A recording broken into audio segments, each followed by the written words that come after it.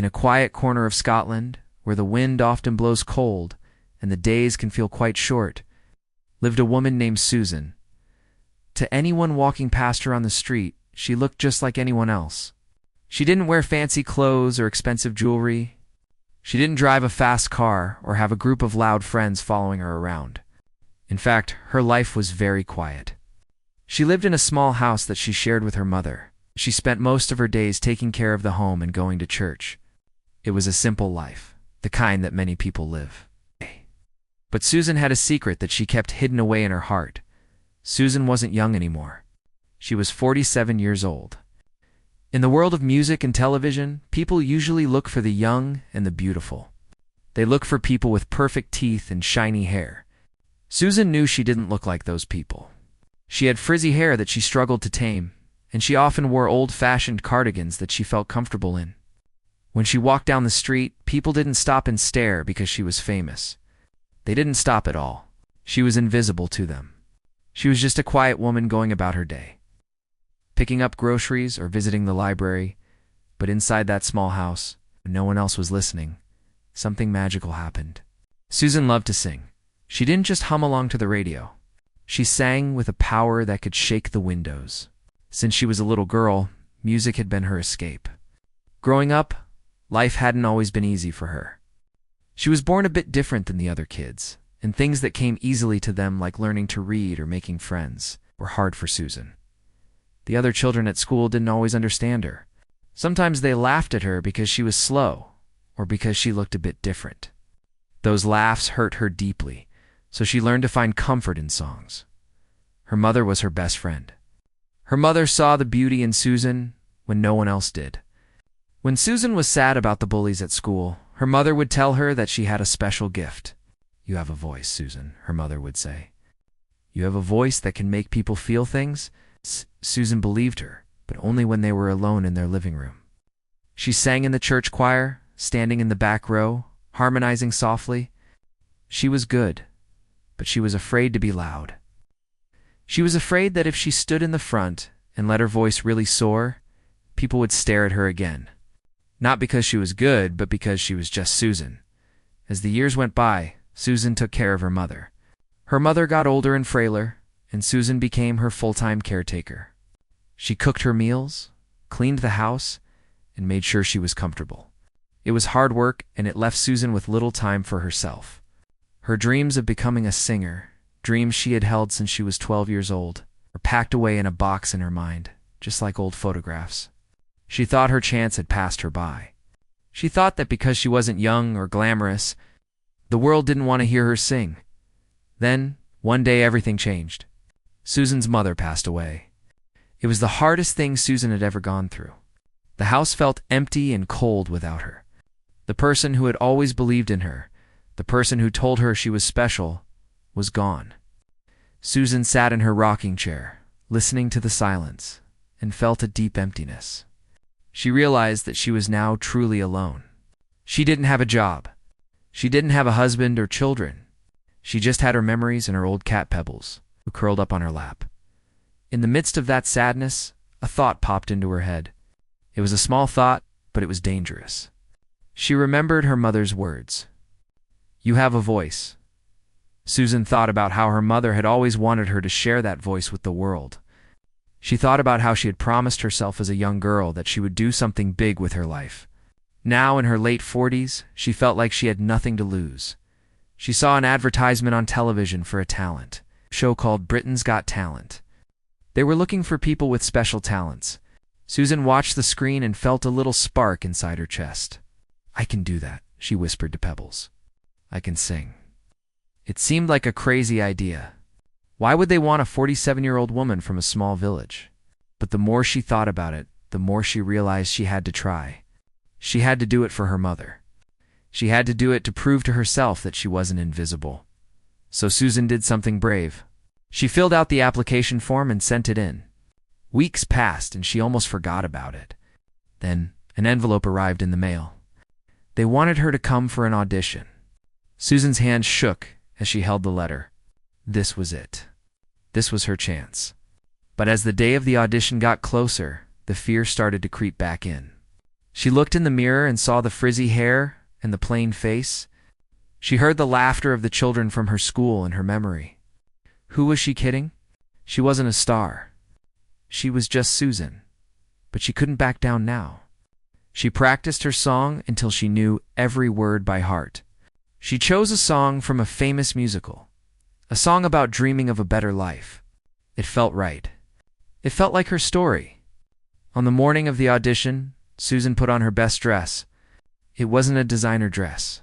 It was just a beige skirt and a cream-colored top. She brushed her hair and put on a little bit of lipstick. She looked at herself in the mirror one last time. She didn't look like a superstar. She looked like a woman going to a job interview. "I am doing this for you, ma'am," she whispered. She stepped out of her house, locked the door, and got on a bus to the big city. She was leaving her quiet village behind and stepping into a world of bright lights and cameras. She had no idea what was waiting for her. She didn't know that in just a few hours she would make history. She only knew that she had a song inside her that desperately needed to be sung. The ordinary woman was about to take the stage, and nothing would ever be the same again. The bus ride to the city felt like the longest journey of her life. Susan sat by the window, watching the green hills of Scotland turn into busy streets and tall buildings. Her stomach was doing flips, tying itself into tight knots. She clutched her handbag on her lap, her fingers white from holding on so tight. In her bag was the paper with the audition details, but she didn't need to look at it. She had memorized the address, the time, and the name of the building. It was all she could think about. When the bus finally stopped, she stepped off into the noise and the rush of the city. People were walking everywhere, talking on their phones, looking at their watches. Nobody noticed her. She was just another face in the crowd, a middle-aged woman in a beige coat trying to find her way. She followed the signs to the huge arena where the auditions were being held. The building was massive, like a giant spaceship made of metal and glass. As she got closer, she could see a long line of people snaking around the corner.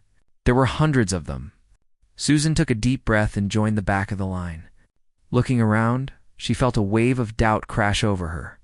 The people in line were so different from her.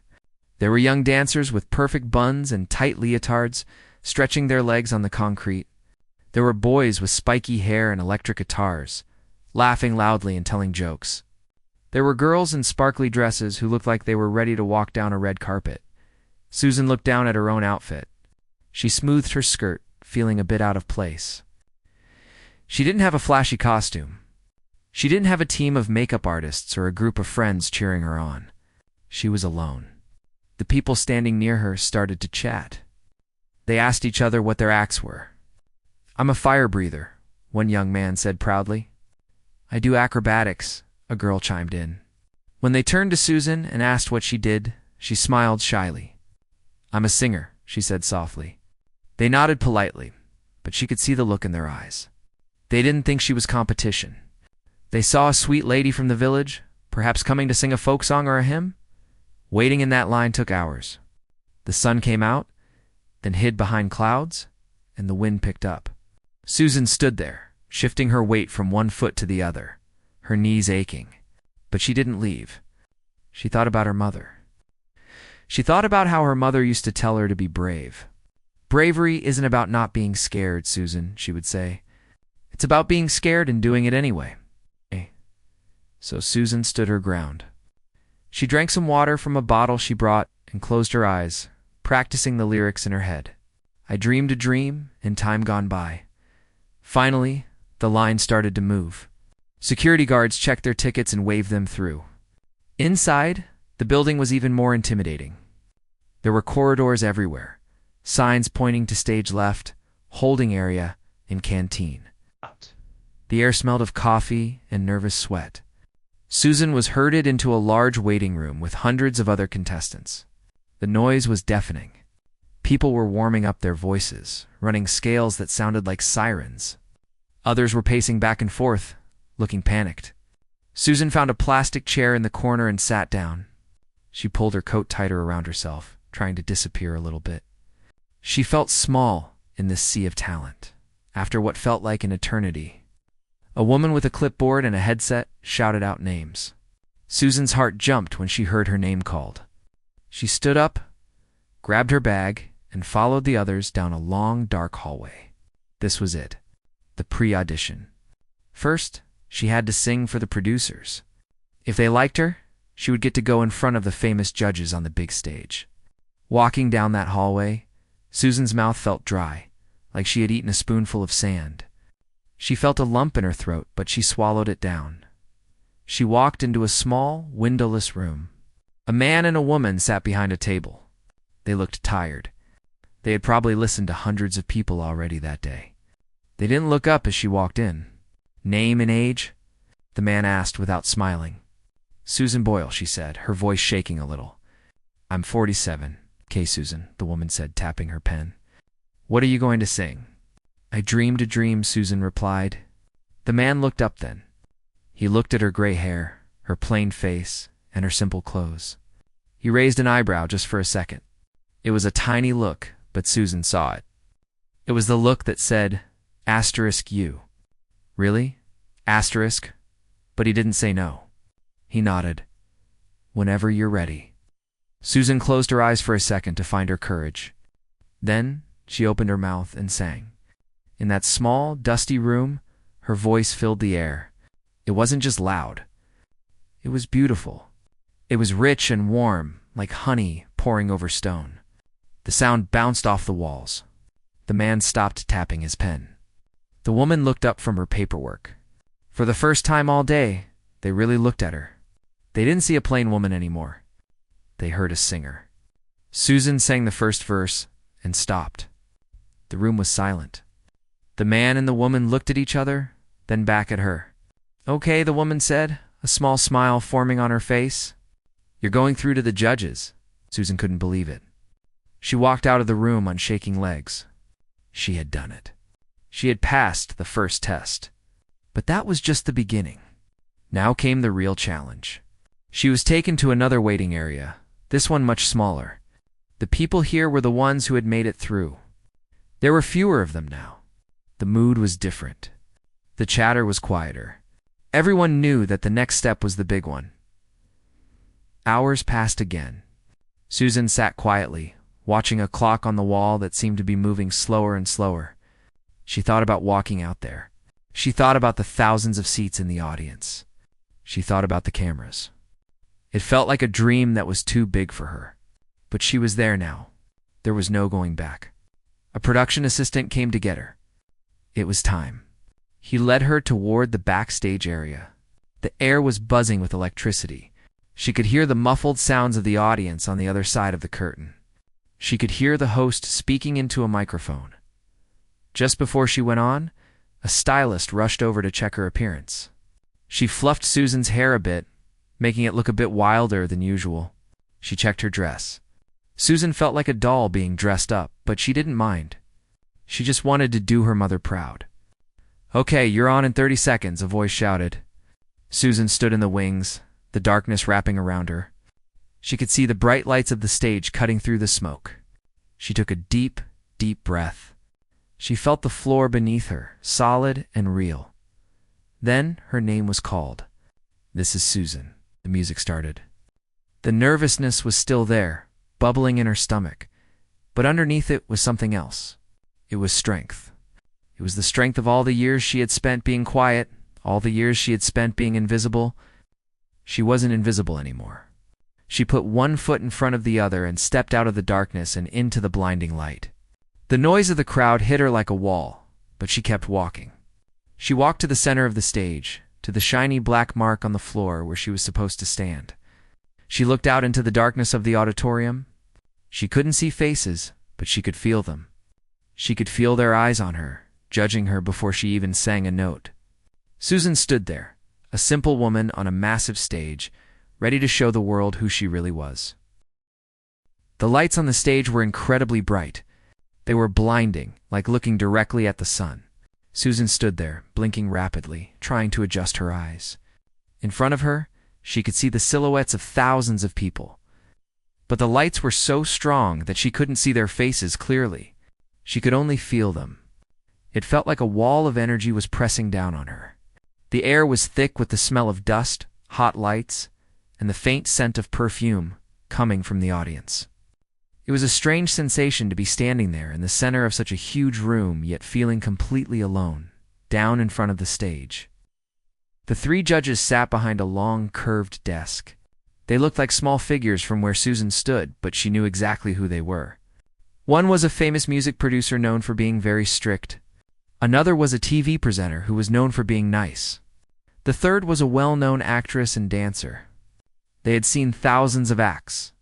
They were tired, and they were often bored. Susan watched as one of them, the music producer, leaned back in his chair. He had a look on his face that Susan had seen before. It was the same look the children gave her in school. It was a look that said, "Asterisk, why are you here? You don't belong here?" Asterisk, the host of the show, a friendly man with a microphone, walked over to Susan. He held the mic out to her so the audience could hear. "So, what's your name?" he asked. Susan's voice shook a little as she answered. "I'm Susan Boyle." The audience clapped politely. It wasn't a loud cheer. It was the kind of clap you give when someone serves you dinner in a restaurant. Polite, but not excited. The host smiled and tried to make conversation. "Hello, Suzanne, how are you?" "I'm very nervous, and I'm shaking," Susan admitted. She didn't try to hide it. She wanted to be honest. The audience giggled a little. They thought her nervousness was funny. They thought she was just a silly old lady who didn't know what she was doing. Susan felt her face get hot. She looked down at the floor for a second, feeling that familiar feeling of wanting to run away and hide. But she lifted her head up again. She remembered why she was there. "Who are you here to impress today?" the host asked. Susan didn't hesitate. "I'm wanting to be a professional singer." The moment she said it, the atmosphere in the room changed. It wasn't a good change. The audience started to laugh. It wasn't a mean laugh, but it was a laugh of disbelief. It was the sound of thousands of people thinking the same thing. Asterisk her. A professional singer. Look at her, asterisk. Susan heard the laughter, and it stung. She felt small again. But she stood her ground, her hands clasped together in front of her. The strict judge sat forward in his chair. He looked her up and down. "Okay, and what's the dream?" he asked. Susan looked at him. "I'm trying to be a professional singer," she repeated, stronger this time. The judge nodded, a little smirk on his face. He was used to people with big dreams who couldn't back them up. "And why hasn't it worked out so far, Susan?" he asked. It was a tough question. It pointed right to the fact that she was older and unknown. But Susan had a simple answer. "Well, I haven't been given the chance before, but here's hoping it's all going to change." The audience seemed to settle down a bit, but the skepticism was still hanging in the air like smoke. The judge then asked the question that everyone asks singers. "Who would you like to be as successful as?" Most people say someone like Madonna, or a pop star from the charts. Susan thought for a second. She knew people might laugh again, but she said the name of the singer she admired most. A famous musical theater star known as Elaine. "Elaine Paige," Susan said clearly. The reaction was immediate. A ripple of laughter and snickers went through the crowd. Even the judges couldn't help but smile at the absurdity of it. To them, comparing this shy, frumpy woman from a small village to a world-famous superstar was like comparing a bicycle to a rocket ship. It seemed delusional. The judge raised his eyebrows, looking amused. Elaine Paige. Okay. He didn't believe her for a second. He was just waiting for the joke to finish so he could say no. "And what are you going to sing today?" the judge asked. Susan took a small step toward the microphone stand. She adjusted the height of the mic to reach her mouth. She felt the leather of her shoes sticking slightly to the floor of the stage. This was the moment. There was no turning back now. "I'm going to sing a song from a musical called Les Miserables," she said. "I dreamed a dream." The judge nodded, looking unimpressed. He checked his papers, ready to write a quick no as soon as she finished. He had heard this song 1,000 times. He was sure he was about to hear a terrible version of it. The music started. The opening notes were slow and sad. Susan took a deep breath, filling her lungs with air. She closed her eyes for just a split second to find her center.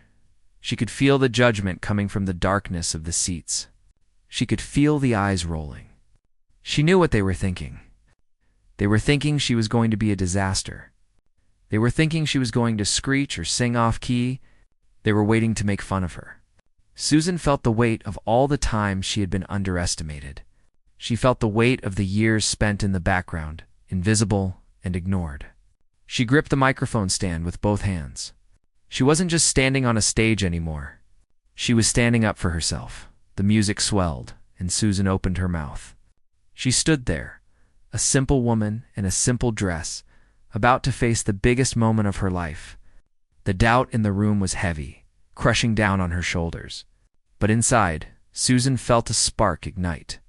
The laughter of the crowd faded into the background of her mind. All she could hear was the music, and all she could feel was the song waiting to burst out. She wasn't the shy village girl anymore. She was a singer, and she was ready to show them. For a brief moment, the arena was completely silent. Susan stood still, her hands gripping the microphone stand as if it were the only thing keeping her upright. The opening notes of the music drifted through the air, slow and heavy. She took a deep breath, filling her chest, and then she opened her mouth to sing. There was a time. The first few words were soft, almost hesitant. Her voice didn't sound like the nervous, trembling voice she had used to speak to the host. It was smooth, it was controlled, and it was rich. The sound floated across the huge space, reaching the very back rows. The people in the audience who had been laughing just seconds ago suddenly stopped. The silence that fell over the room was different now. It wasn't a silence of waiting for a joke. It was a silence of pure shock. They weren't sure what they were hearing, but they knew it wasn't what they expected. As Susan continued, her confidence grew. She wasn't just reading the lyrics off a page. She was feeling them. She stood up straighter, closing her eyes for a moment to shut out the bright lights and the thousands of staring eyes. She transported herself back to her living room, back to the place where she sang for her mother. She wasn't on a stage in front of judges anymore. She was in a world of her own, pouring her heart into the song. When men were good, her voice got stronger. It resonated with a power that seemed impossible coming from such a small body. The tone was incredible, warm, golden, and pitch-perfect. It was the kind of voice you hear in grand opera houses, not usually coming from a woman in a beige cardigan in a talent contest. The camera operators who were used to focusing on the acts instinctively turned their cameras toward the audience. They wanted to capture the reaction. The effect was mesmerizing. A young man in the front row who had been smirking and looking at his phone slowly put his phone away. His jaw dropped open. He stared at the stage with wide eyes, unable to process what was happening. A woman a few rows back, who had her arms crossed and a look of boredom on her face, slowly uncrossed her arms. She leaned forward, as if she needed to get closer to believe her own ears. The skepticism that had filled the air like a heavy fog was vanishing, blown away by the sound of Susan's voice. Down at the judges' table, the change was just as dramatic. The strict judge, who had been leaning back in his chair with a look of amusement, sat up straight. He stopped writing on his paper completely. He took off his glasses and looked at the stage, really looked at her for the first time. The smirk was gone, replaced by a look of genuine surprise and respect. He realized immediately that he had misjudged her. He had judged the book by the cover, and he had been wrong. On the stage, Susan was in her element. She didn't see the people staring. She didn't see the shock on their faces. She just felt the music. The song was sad, a story of lost dreams and broken hopes, and Susan understood those feelings. She had lived them. She had spent years feeling like she was on the outside looking in, watching the world go by without her. All that loneliness, all that longing went into her voice. It gave the song a raw, emotional power that you can't learn in a singing class. It came from the soul, and still I dream he'll come to me. She hit a high note, and it soared through the arena. It was crystal clear, cutting through the air like a knife. It was a note that demanded to be heard. By now, the audience was spellbound. You could hear a pin drop. Nobody was whispering to their neighbor. Nobody was checking the time. 5,000 people were holding their breath, caught in the magic of the moment. The woman they thought was a joke was revealing herself as a master. The ordinary woman was disappearing, replaced by a star. The music built toward the climax. Susan's face flushed with emotion. She wasn't just performing. She was fighting. She was fighting every person who ever told her she couldn't do it. She was fighting every bully who ever laughed at her in school. She was fighting the fear that had kept her trapped in her small house for so many years, and she was winning. Her voice swelled, filling every corner of the massive building. It was a sound that seemed too big to be contained in one person. And I dream. As the final words of the song approached, the energy in the room shifted from shock to awe. People were starting to realize that they were witnessing something historic. They weren't just watching an audition. They were watching a transformation. Right before their eyes, a quiet, unknown woman was claiming her place in the world. She was telling them that she mattered, that she had talent, and that she deserved to be heard. Susan held the final note. It was powerful and steady. She let it ring out, her eyes closed, her body swaying slightly with the emotion of the song. Then she lowered the microphone, and the music stopped. For a heartbeat, there was total silence. The air seemed to vibrate with the echo of her voice. Susan opened her eyes and looked out at the crowd, the nervousness coming back just a little bit as she waited for the reaction. She had given them everything she had. She had poured her heart out onto the stage. Now, she had to wait to see if they would accept it. The quiet didn't last long.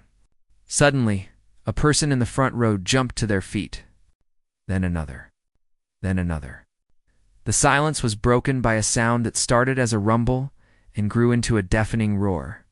The entire audience was on its feet, clapping and cheering louder than they had all day. Susan didn't look like a superstar, but she sounded like one. And in that moment, the sound of her voice was the only thing that mattered in the world. She had stunned everyone. She had taken a room full of strangers who were ready to laugh at her, and she had turned them into fans. The simple woman from the village had done the impossible. The sound that filled the arena was deafening. It wasn't just polite applause anymore. It was a roar, like a massive wave crashing against the shore. 5,000 people were on their feet, clapping their hands raw and screaming at the top of their lungs. The noise washed over the stage surrounding Susan. For a second, she looked frozen, her eyes wide with surprise. She glanced out at the sea of people, blinking rapidly as if she was waking up from a deep sleep. She saw the young men who had smirked at her earlier now, cheering and looking at each other in disbelief. She saw the women with their hands over their mouths, tears streaming down their cheeks. The atmosphere had completely flipped. The mockery was gone, replaced by a thunderous celebration. Susan did a little awkward curtsy, a gesture of humble thanks that she had probably done 1,000 times in her living room, but never on a stage like this. She looked down at the judges. The transformation on their faces was incredible to see. The critical music producer, the man known for crushing dreams, was now smiling broadly. He looked at the other judges, nodding his head in sheer respect. He realized that he had made a mistake. He had judged a book by its cover and had been proven completely wrong. It was a humbling moment for him, captured by the cameras for everyone to see. He leaned into his microphone and spoke the words that everyone was thinking. "I knew the moment you walked out," he said, his voice sincere. "I knew something was going to happen, but I didn't think it was going to be that." The audience cheered even louder at his words. The judge continued, telling Susan that she was a massive wake-up call for anyone who had ever been judged. He told her that she had a great voice. It was the kind of validation that Susan had dreamed of for her entire life. But the most emotional moment came from the judge, who was usually the softest, the one who had always championed the underdogs. She looked at Susan, her eyes shining with tears. "I am so thrilled because I know that everybody was against you," she told Susan gently. "I honestly think that we were being very cynical. It was a public apology on behalf of the crowd. And I think that is the biggest wake-up call ever," she continued. And I just want to say that it was a complete privilege listening to that. Hearing those words, Susan's face crumbled into a mixture of a smile and a sob. She pressed her hand to her heart. This wasn't just about singing anymore. This was about respect. It was about being seen as a human being with value, not just as a joke or a character. She bowed again, blowing a kiss to the audience before walking off the stage. As soon as she stepped into the wings, away from the bright lights, The adrenaline that had kept her going started to fade. Her legs felt like jelly. A stagehand rushed over to help her steady herself. She took a few deep breaths, trying to stop the tears from falling. She had done it. She had really done it. But the story didn't end when she walked off that stage. In fact, that was just the beginning of the hurricane. Within hours, the video of her performance was uploaded to the internet. It spread faster than anyone had expected. People all over the world were watching it in their living rooms, in offices, and on their phones. In coffee shops in America, in cafes in Australia, in cities across Europe, people were huddled around computer screens, watching this ordinary woman from Scotland sing her heart out. The comments section exploded. Millions of people wrote about how she had made them cry, how she had inspired them, and how sorry they were for judging her based on her looks. Susan went back to her quiet village. But her life was no longer quiet. The next morning, her phone wouldn't stop ringing. Reporters and news vans parked outside her small house. They wanted to know everything about her. They wanted to know where she had been hiding. They wanted to know her story. Suddenly, the woman who had been invisible for decades was the most famous person on the planet. It was a lot to take in. Her neighbors, the people she had walked past every day for years, looked at her differently now. There was a new respect in their eyes. The crazy cat lady was now the village hero. A few weeks later, Susan returned to the stage for the next round of the competition. This time, she walked out knowing that she wasn't going to be laughed at. She wore a slightly nicer dress, and she had styled her hair. But she was still Susan. She was still the same woman who loved her cat and her quiet life. When she walked out, the crowd went wild before she even sang a note. They were cheering for her, not because she was a polished celebrity, but because she was one of them. She was proof that you don't have to look like a movie star to sound like an angel. She sang another beautiful song, and once again, she brought the house down. Her journey on the show continued, and she made it all the way to the finals. Millions of people voted for her. Although she didn't win the very first prize, coming in second place didn't matter. She had already won something much bigger. She had won the hearts of the world. After the show, she did exactly what she said she wanted to do. She recorded an album. It wasn't just a small record that sold a few copies. It became a massive hit. It topped the charts in the UK and in the United States, selling millions of copies in just a few weeks. She traveled the world, singing in grand theaters and on famous TV shows. She got to sing duets with her idol, the famous star Elaine Paige, living out the dream she had whispered to the judges that day. But through all the fame, the travel, and the money, Susan remained grounded. She didn't lose herself in the glitz and glamour. She still went back home to Scotland whenever she could. She still valued her privacy and her simple life. She never forgot where she came from, and she never forgot her mother. She often said that she believed her mother was watching over her, helping her sing. The story of the simple woman who stunned the world became a legend. It was told and retold not just because she had a great voice, but because of what she represented. In a world obsessed with appearances, Susan Boyle was a reminder that true beauty comes from within.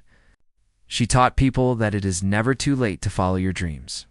A 47-year-old woman who lived with her cat had shown the globe that you should never give up.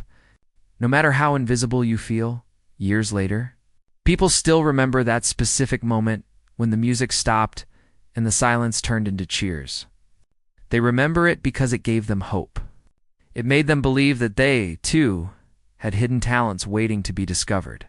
Susan walked onto that stage as a nobody, and she walked off as a star, not because she changed who she was, but because she finally had the courage to show the world who she had been all along. She was a woman who dared to dream a dream, and in doing so, she changed her life forever.